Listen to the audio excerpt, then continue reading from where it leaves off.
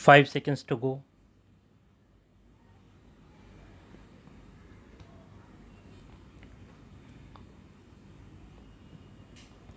Start. I have been deeply moved the way you have introduced me, but this visit of mine has been a visit which will go down in my mind as the most memorable event. Everywhere I went, right from the President to the House of Congress and now to this most prestigious institution that the National Press Club is, I have received and I felt that I am in the company of very intimate friends. And I know that is a tribute not to me personally but to the country that I represent, an India that is now trying to seek its social and economic salvation in the framework of an open society and an open polity. So, I thank you very much for this very warm welcome. Of course, it is an understatement that I am absolutely delighted to join you this afternoon. I know something about the great weight that the National Press Club enjoys in the world of journalism. That you have done me this honor. I am most grateful to you for this. I thank you for this invitation to share my thoughts on our country's hopes, aspirations, and the challenges we face. And now, working together, India and America can help us to meet those challenges so that in the process we begin a new chapter in the history of Indo American relations. I would like to share with you my perceptions of this very significant visit to the United States. My discussions with President, the members of his cabinet, and with members of the US Congress have convinced me that on the journey we have embarked upon towards a future of hope for our people, America would be both a friend and a very important partner. India is today poised for a leap to a brave new world, a sustained growth of over 6% per annum for the last 15 years, now reaching 7% per annum, is fundamentally transforming our economy and our society. Its social consequences are visible in rising income levels, growing expectations, and in the rising demand for quality products and services. This transformation has unleashed a powerful surge of entrepreneurship, creativity, and a desire for excellence. Our growing involvement with the global economy and society, expanding foreign trade, reputation for services and activities of our world class firms are one facet of this change that is now sweeping our country.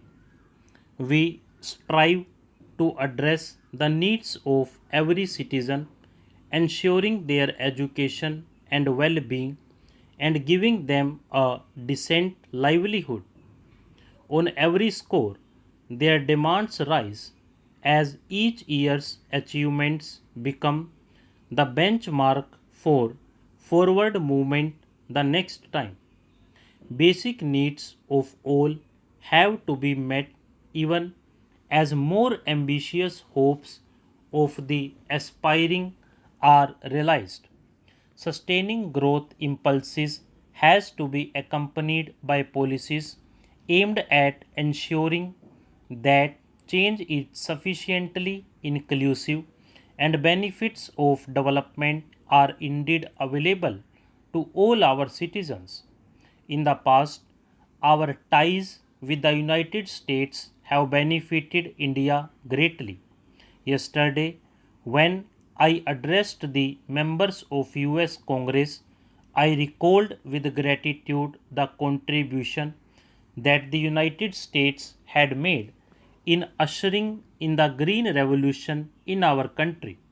The cooperation between American land grant colleges and our institutions of research in agriculture gave rise to that phenomenon of miracle of new wheat seeds, which made it possible for our agriculture to grow phenomenally since the mid 60s. I thank America for that.